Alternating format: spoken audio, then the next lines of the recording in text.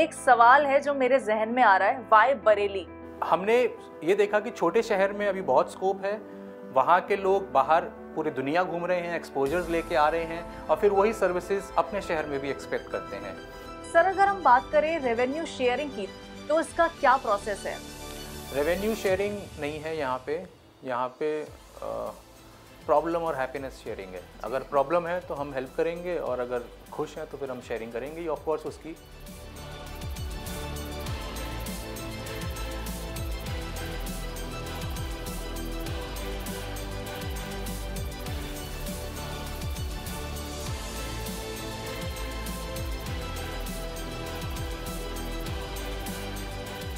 जैसे जैसे सिचुएशंस आते गए और उन सिचुएशंस के हम सॉल्यूशंस ढूंढते गए, तो इसका जो एक्सपीरियंस और थीम की हम बात करें तो we have kept it very देसी।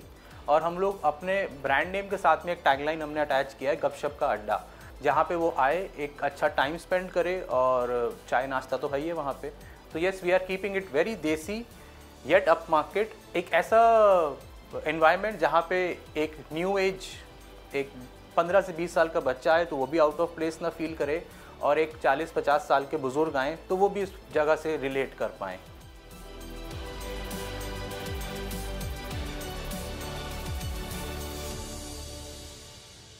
हाले दिल तेरा भी सुना जाएगा, मेरा भी सुना जाएगा, कहने सुनने को बहुत कुछ है क्या, तो आओ ना कहीं मिला जाएगा। चाय का शौक तो रखते हो ना, आओ आज बन मक्खन चाय पर मिला जाएगा। हैंग आउट करने के लिए बन मक्खन चाय एक बेहतरीन जगह है, जहां आप डिलीशियस स्नैक्स का लुत्फ उठा सकते हैं और दोस्तों के साथ चाय पर चर्चा भी कर सकते हैं। लेकिन क्या आप जानते हैं सबसे मजेदार बात क्या है?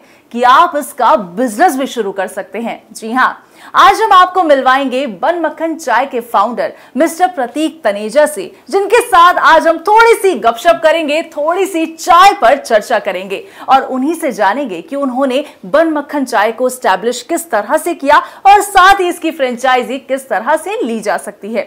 So first of all, welcome to IID sir. Thank you Sugan. Sir, मैं चाहती हूँ कि आप हमारे दर्शकों को अपने बारे में कुछ बताएं। हाय, आई एम प्रतीक तनेजा, को फाउंडर ऑफ बन मक्खन चाय एंड पिछले 15 साल से मैं अपना मार्केटिंग कंपनी रन कर रहा हूँ और हम वी कैन से कि हम लोग एक full fledged 360 degree marketing services provide करते हैं। तो हम from brand design to printing facilities, then to execution facilities and then पूरा टर्न की पे स्टोर डेवलप करना क्लाइंट्स के लिए। तो इस मेरा 360 डिग्री मार्केटिंग कंपनी जिसका लिए हम पिछले 15 साल से मैं काम कर रहा हूँ।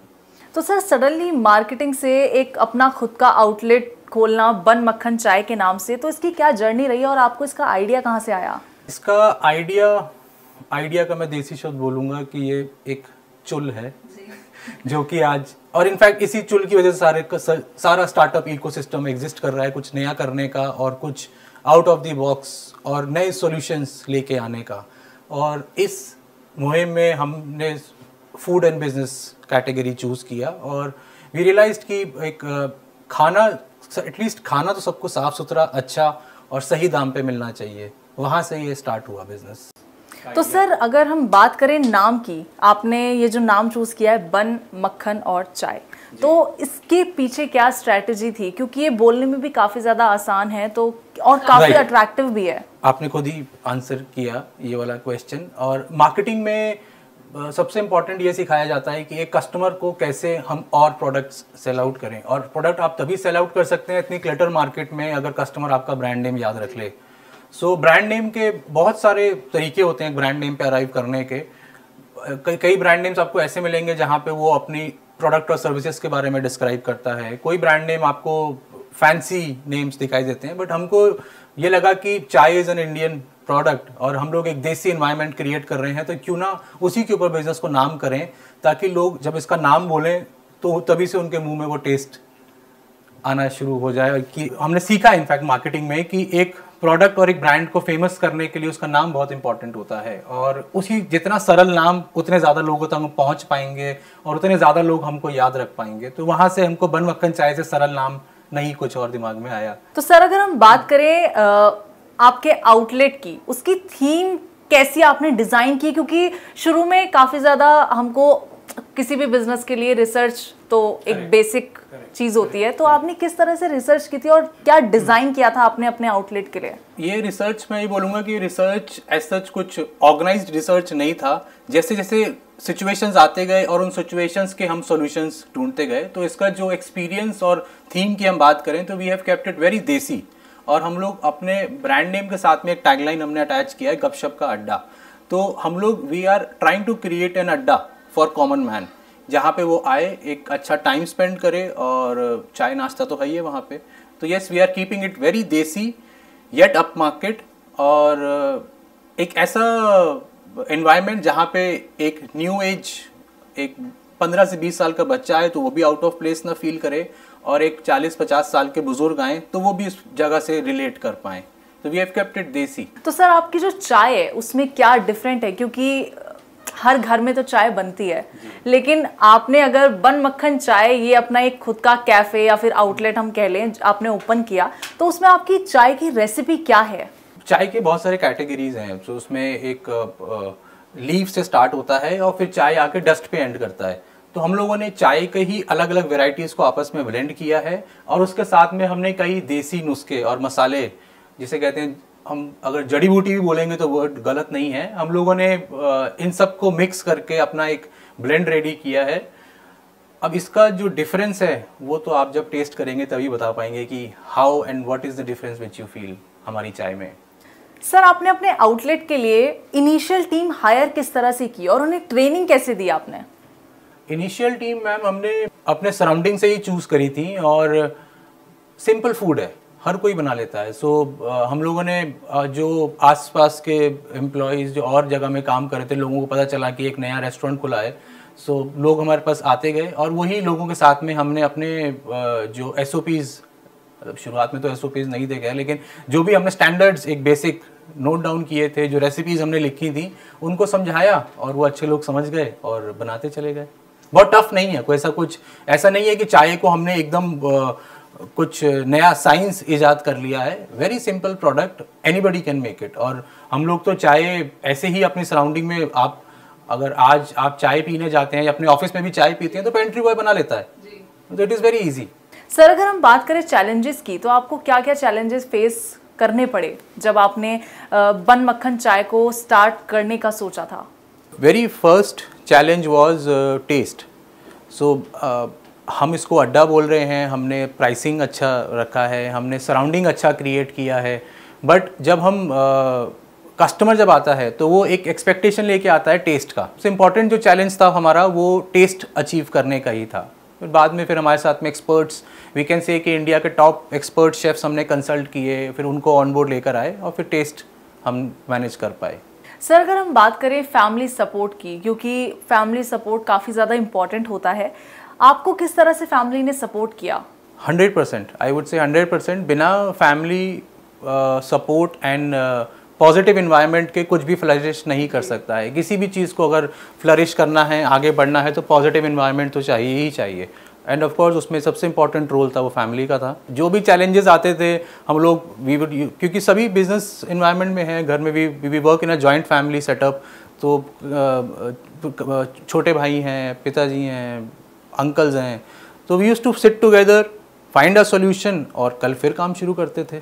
सर अगर हम बात करें एक्सपेरिमेंट्स की, क्योंकि एक्सपेरिमेंट्स काफ़ी ज़्यादा ज़रूरी हो जाते हैं स्पेशली फूड इंडस्ट्री में, क्योंकि जब तक आप नए नए एक्सपेरिमेंट करते रहेंगे तब तक आपका जो प्रोडक्ट है वो भी डेवलप होता रहेगा। तो आपने क्या एक्सपेरिमेंट किया है? हमारा एक्सपेरिमेंट है एक ऐसा एनवायरनमेंट क्रिएट करने का जहाँ पे आदमी एक सस्ता और अच्छा, सिर्फ सस्ता is not the key word, अच्छा, दोनों चीज़ें एक साथ क्लब करके एक्सपेरिमेंट किया है। और हमने एक ऐसा स्पेस डिज़ाइन किया, एक्सपेरिमेंट के नाम पे मैं बोलूँगा, हम लोगों ने एक ऐसा स्पेस डिज़ाइन किया है जहाँ पे आप आना चाहेंगे और बार बार आना चाहेंगे, और आपकी पॉकेट पे कोई डेंट और होल भी नहीं होगा। तो सर जैसा कि आपका जो बन मक्खन चाय की जो थीम है, और अगर हम कलर्स की बात करें तो वो काफ़ी ज़्यादा अट्रैक्टिव हैं, काफ़ी ज़्यादा कलरफुल हैं, तो उनके पीछे आपकी क्या स्ट्रैटेजी थी? वही कलर्स आपने क्यों चूज़ किए?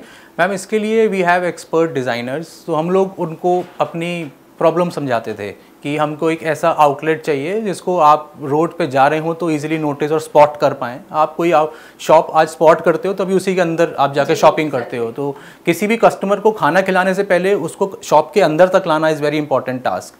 फिर इसको हमने अपने कलर से सॉर्ट आउट किया। हमने ऐसे कलर्स चूज़ किए जो लाउड भी हैं और एट द सेम टाइम जब आप बैठे हो तो आपकी आंखों को सूदिंग भी लगे।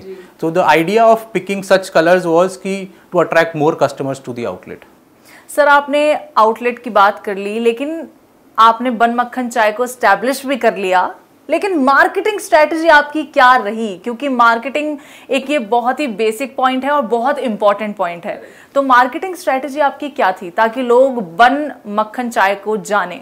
This is my favourite, one of the favourite topic in entire पूरे बन मक्खन चाय बिजनेस में, बिकॉज मार्केटिंग तो पिछले 15 साल से, और मैं बोलूँगा 15 साल से तो मैंने एक्टिवली बिजनेस में पार्टिसिपेट किया है, बट पिछले more than 20 ईयर्स मैं, क्योंकि बिजनेस फैमिली रही है तो बिजनेस का पार्ट रहा हूँ, मार्केटिंग तब से ही सीखना शुरू कर दिया था। अभी मैंने जब अपना करियर का पहला जॉब किया तो I was working with top agencies, design agencies of the country.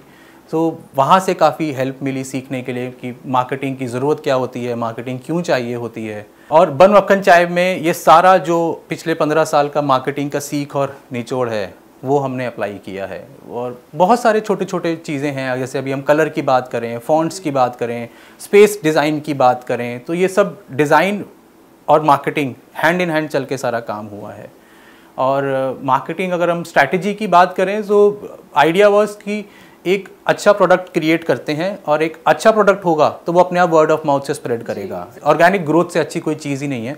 अगर आप ऑर्गेनिकली सक्सेसफुल हो गए फिर उसके बाद आपकी मार्केटिंग आपके प्रोडक्ट को पूरी दुनिया को दिखाती है। सर जैसा कि आप जानते हैं आजकल सोशल मीडिया का ज़माना है और मार्केटिंग भी आजकल ऑफलाइन के साथ साथ ऑनलाइन भी की जाती है। तो आपने ऑनलाइन मार्केटिंग में किस तरह से, क्या आपको फ़ायदा मिला ऑनलाइन मार्केटिंग से? बहुत फ़ायदा मिला। आज की डेट में अगर हम मार्केटिंग में ही बाइफरकेट करें ऑफलाइन और ऑनलाइन मार्केटिंग को, ऑनलाइन मार्केटिंग को मैं बोल सकता हूँ कि ये इट इज़ लाइक बन मक्खन चाय ऑफ मार्केटिंग, सस्ता और किफ़ायती और रिजल्ट वाला।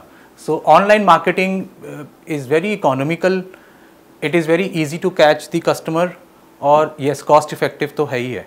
और इस ऑनलाइन मार्केटिंग का हमारे बन मक्खन चाय के स्पेस डिज़ाइन जो हमने किया तो वहाँ पे भी इसको हमने माइंड में रखा कि जो यूथ आता है, जो कस्टमर्स आते हैं, now everybody is living in Instagram world और फोटोजेनिक स्पेस एंड सराउंडिंग सब मांगते हैं। तो हमने जब स्पेस डिज़ाइन किया एंड जब वहाँ ऑडियंस आए और उन्होंने फ़ोटोज़ क्लिक किए, उनको अच्छा स्पेस अच्छा लगा और यूज़र ने ही कंटेंट जनरेट करना शुरू किया डिजिटल मार्केटिंग में, and that is how we gained good ranking on Google reviews, we have received good reviews on our Facebook and Instagram pages. So ये बहुत ही ऑर्गेनिक कॉन्सेप्ट है। अगर आप अच्छी चीज़ बनाएंगे और आके लोग उसके बारे में अच्छा बोलेंगे, then it is a good marketing. अच्छा सर, एक सवाल है जो मेरे जहन में आ रहा है, वाई बरेली? क्योंकि आपने अपना आउटलेट बरेली में ही ओपन किया है, तो बरेली ही क्यों? कोई और शहर भी हो सकता था? इसका जो बिजनेस साइड है मैम, उसका बिजनेस साइड में वी हैव थॉट कि इसको हम टियर 1-2 सिटीज़ से ही स्टार्ट करेंगे, क्योंकि वहाँ पे अभी बहुत स्कोप है। जो एक्चुअल इंडिया है, जो एक्चुअल भारत की हम पॉपुलेशन की हम बात करते हैं, तो वो इसी तरह के शहरों में रहती है। और यहाँ पे अभी पॉपुलेशन कम है, बड़े ब्रांड्स आते हैं तो उनका बहुत खर्चा लगता है, एक करोड़ों में स्टोर्स खोलते हैं, फिर उनको इतने ही प्रोडक्ट सेल आउट करना होता है, उतने ही कस्टमर्स चाहिए होते हैं। सो हमने ये देखा कि छोटे शहर में अभी बहुत स्कोप है, वहाँ के लोग बाहर पूरी दुनिया घूम रहे हैं, एक्सपोजर्स लेके आ रहे हैं और फिर वही सर्विसेज अपने शहर में भी एक्सपेक्ट करते हैं। और एक छोटे शहर में छोटा बिजनेस करना इज़ ईजी। सो रेंटल्स कम हैं, लोगों को एक्सपोजर्स कम हैं। सो इस वजह से वी थॉट कि ये मॉडल हम एक छोटे और टियर 1 सिटी से स्टार्ट करें, सो दैट उन छोटे शहरों को एक नया सर्विस मिले और ऑफ कोर्स एक नया अड्डा मिले। सो ये एक ऐसा अड्डा है, वैसे हमने शुरुआत तो बरेली से की है, अगर इसी अड्डे को मैं ले जाके दिल्ली के सीपी में ले जाऊं या बॉम्बे के बांद्रा में ले जाऊं जी, हम हर जगह फिट बैठेंगे। एग्जैक्टली सर, आपका नाम ही इतना ज़्यादा अट्रैक्टिव है, बन मक्खन चाय। तो सर अब हम बात करते हैं थोड़ी सी इन्वेस्टमेंट के बारे में, क्योंकि किसी भी बिजनेस को शुरू करने के लिए इन्वेस्टमेंट तो ज़रूरी होती है। तो आपकी इनिशियल इन्वेस्टमेंट कितनी लगी जब आपने बन मक्खन चाय को स्टार्ट किया? इनिशियल इन्वेस्टमेंट हमारा था अप्रॉक्सीमेटली 15 लाख के आसपास, और सबसे ज़्यादा जो इन्वेस्टमेंट था वो था time and energy. More than money it was time and energy investment, because एक नया बिजनेस स्टार्ट हो रहा था और उस बिज़नेस को स्टार्ट करने के लिए ठीक है पैसा तो अरेंज हो गया, मैनेज कर लिया, बट जो टाइम और एनर्जी चाहिए थी उसका कोई और ऑल्टरनेटिव नहीं था। सर अगर हम बात करें आपके मेन्यू की जी। तो आपके जो नाम है बन मक्खन चाय, उससे तो ये क्लियर हो रहा है कि बन भी है, चाय भी है और मक्खन भी है, लेकिन उसके अलावा और क्या क्या डिशेस आपके आउटलेट पे हैं? बन मक्खन चाय आउटलेट से हम लोग सिर्फ बन मक्खन चाय तक ही अपने आप को रिस्ट्रिक्ट नहीं कर रहे हैं। So the idea is to organise the street food industry after this corona incident. अब हम लोग और ज़्यादा जागरूक हो गए हैं हाइजीन के लिए। Yes, price is also important. कोई भी शॉपिंग करने जाते हैं तो आज भी हम लोग ज़रूर टैग और प्राइसेस ज़रूर देखते हैं, तो प्राइस इंपॉर्टेंट है, बट उसके साथ में हाइजीन और value for customer is also very important. So जो भी कुछ आप स्ट्रीट फूड खाना चाहते हैं और रोज़ खाना चाहते हैं वो सारा स्ट्रीट फूड हमने, for example we have rolls, we have Chinese momos, we have fried rice, we have burgers. तो हमने वैरायटी ऑफ फूड इनकॉर्पोरेट किया है, कम दाम पे, साफ सुथरा एंड राइटली प्रिपेयर्ड। सर अगर हम बात करें इसमें एरिया की, तो आपका फर्स्ट आउटलेट आपने कितने स्क्वायर फीट एरिया में स्टार्ट किया था? इट वाज 150 स्क्वायर यार्ड्स, और अगर इसको हम गज में बोलेंगे तो मात्र 15 से 20 गज। तो सर फ्यूचर प्लान्स क्या हैं आपके बन मक्खन चाय को लेकर? हमारी कोशिश तो यही है कि हम लोग जहाँ पे भी चाय और फूड और साफ़ सुथरे फूड की रिक्वायरमेंट है और हम लोग वहाँ प्रेजेंट हों, और जितना अच्छे और बेहतर तरीके से हमारे ऑडियंस और हमारे फ्रेंचाइजी कस्टमर्स इस ब्रांड और प्रोडक्ट को समझेंगे, उतना ही हमारे लिए ईजी होगा ग्रो करना। तो yes, we would like to see bun मक्खन chai outlets across the globe. Sir ज़्यादातर लोग जो है वो फूड इंडस्ट्री में छोटी मोटी मिस्टेक्स कर देते हैं, तो वो क्या मिस्टेक्स हैं जिनकी वजह से वो कहीं ना कहीं पीछे रह जाते हैं, और आप उन्हें क्या एडवाइस देना चाहेंगे? मोस्टली जो पेपर रिसर्चेस जो कहती हैं, जो lot of businesses fail and are और get into problems because of mismanagement of finances. आप फिनेंसेस को अगर मैनेजमेंट ठीक से रखेंगे तो बिज़नेस ठीक चलेगा, और फिनेंसेस इज एक वन ऑफ दी प्रॉब्लम है। Second problem is man power problem. Third problem जो बेसिक एडमिनिस्ट्रेशन प्रॉब्लम्स होती हैं। सो इन सब को कोलेट करके हमने एक ऐसा डैशबोर्ड क्रिएट किया है जहाँ पे आप अपने आज का टोटल इनकम कितना है, यहाँ तक कि आपका टोटल आज का प्रॉफिट कितना है, वो डैशबोर्ड आपको वो भी दिखा देगा। और आपका बिजनेस जैसे ही किसी प्रॉब्लम या खतरे में जाने वाला होगा, वो आपका डैशबोर्ड एक हमने we have an IT enabled complete technology है। सो हमने सारे जो इश्यूज़ और प्रॉब्लम्स थे उनको कनेक्ट करके इस डैशबोर्ड पे ले आए हैं, और यहाँ से अगर आपका फूड अच्छा नहीं बन रहा है, so we have a feedback का डैशबोर्ड। अगर आपका कस्टमर कह रहा है कि आप लोग महंगे हैं, तो वो अगेन वो फीडबैक में रिकॉर्ड हो जाएगा। अगर आप देखना है कि आज कितना सेल हुआ और आज का कितना मुनाफा हुआ, अगेन वो भी उसी डैशबोर्ड में क्रिएट हो जाएगा। सो जो भी चैलेंजेस आज एक कस्टमर और एक बिजनेस फेस करता है एक सक्सेसफुल रन करने के लिए, वो सारा इन्फॉर्मेशन हम एक डैशबोर्ड पे ले आए हैं। आप सिर्फ उस डैशबोर्ड को देखिए और समझ जाइए कि आपको बिजनेस में कहाँ करेक्शन करने की ज़रूरत है। सर अगर रॉ मटेरियल की हम बात करें तो रॉ मटेरियल काफ़ी इंपॉर्टेंट होता है, क्योंकि रॉ मटेरियल से ही हमारा जो है वो प्रोडक्ट तैयार होता है। तो रॉ मटेरियल आप प्रोक्योर कहाँ से करते हैं? हम लोग डायरेक्टली कंपनीज के संग ट्राई कर रहे हैं प्रोडक्ट प्रोक्योर करने का, क्योंकि इनिशियल हमारी रिक्वायरमेंट छोटी थी तो कंपनी के लिए भी दिक्कत आ रही थी। बट अगेन अब इकोसिस्टम और लॉजिस्टिक्स काफ़ी सॉर्ट आउट हो गए हैं, और जिन कंपनीज का हम रॉ मटेरियल लेना चाहते हैं वो भी हमको ढूंढ रही हैं, क्वांटिटीज़ ग्रो हो गई हैं। So yes, we are procuring materials directly from the company, and companies are also helping us a lot. उनके हम directly होरेका डिपार्टमेंट रहता है हर कंपनी का। So होरेका is hotel restaurant cafe. Industry इतनी बड़ी हो गई है कि अब जो फूड मैन्युफैक्चरिंग कंपनीज हैं प्रोडक्ट्स रॉ मटेरियल्स की, वो डायरेक्टली अप्रोचिंग द ब्रांड्स कि आप हमसे ही लीजिए directly, you will save on the cost, you will get timely products. Sir अगर हम बात करें सक्सेस अजम्पशंस की, तो आने वाले सालों में आपकी क्या सक्सेस को लेकर आपकी क्या अजम्पशंस हैं? अभी करंटली जो हम लोगों ने मैम अपना मॉडल पूरा डिज़ाइन किया है with a central kitchen, so we can easily see 100 outlets in next 2 years। मतलब उसमें कोई हमको अभी चैलेंज नहीं दिख रहा है। जितने हम लोग फ्रेंचाइजी से बात कर रहे हैं, अपने नोन फ्रेटर्निटी में लोगों से मिलते हैं, एसोसिएट से मिलते हैं, so we are getting very positive responses कि यस 100 आउटलेट्स अगले 2 साल में तो दिख रहे हैं, और अगर 100 दिख गए तो फिर आगे रेस टू 1000 शुरू होगा। हम तो सर यही आशा करते हैं कि आपके 100 नहीं काफी सारे आउटलेट्स पूरी दुनिया में आपके ही आउटलेट्स हो। तो अभी फिलहाल सर ने हमें बताया कि उन्होंने बन मक्खन चाय गपशप का अड्डा किस तरह से एस्टैब्लिश किया था, और अब हम जानेंगे सर से कि इसकी फ्रेंचाइजी किस तरह से ली जा सकती है।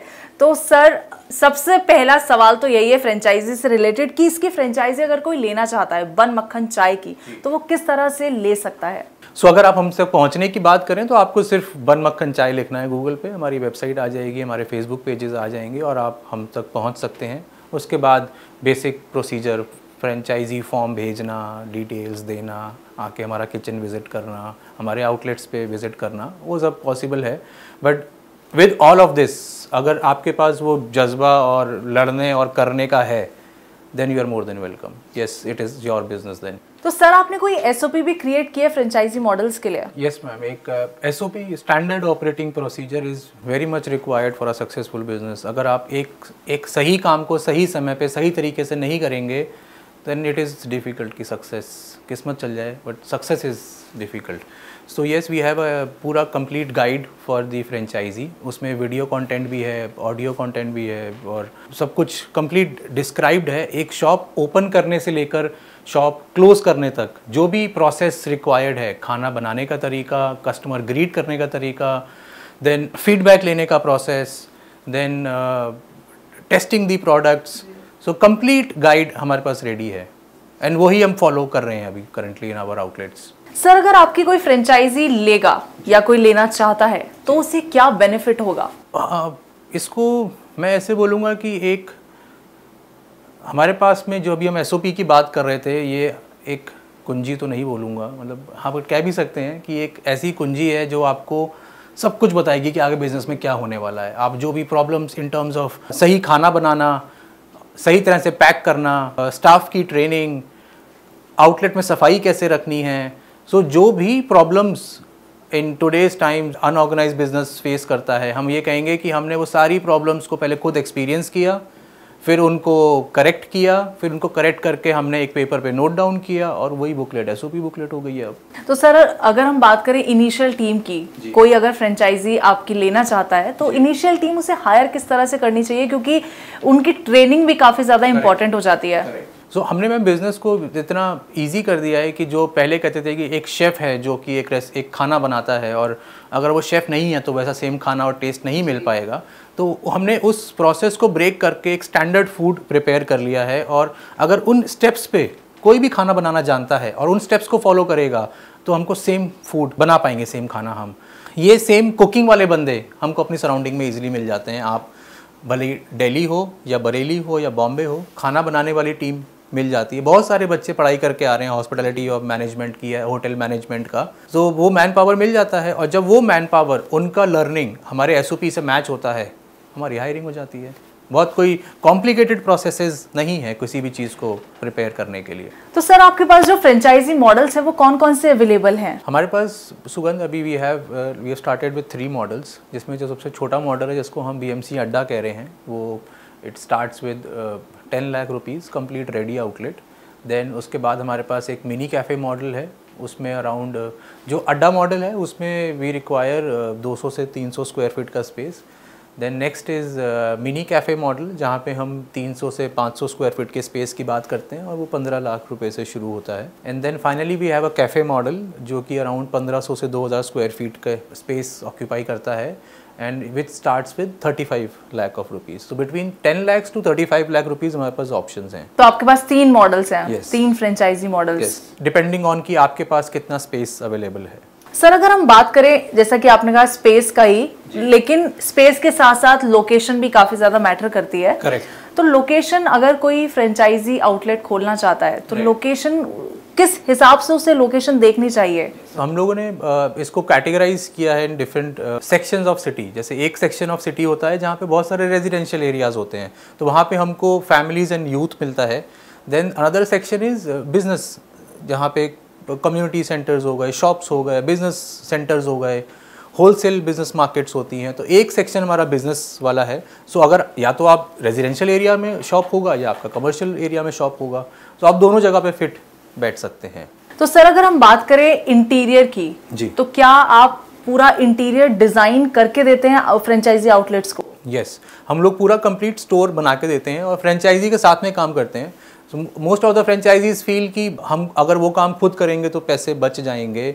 यस, शॉर्ट टर्म में वो पैसे बच जाते हैं, बट अगर आप लॉन्गर टर्म में 2 साल 3 साल की बात करो तो आपको फिर से उसके ऊपर वही पैसा इन्वेस्ट करना पड़ता है। सो हम लोगों ने expert architects, expert interior designers, expert graphic designers, इन सब के हेल्प लेते हुए जो डिज़ाइन क्रिएट किया हुआ है उसको हम लोग खुद ही कोशिश करते हैं हम खुद ही बनाएं, ताकि जो हमने जिस तरह से एक आउटलेट को डिज़ाइन और विजुअलाइज किया है वो वैसा निकल पाए।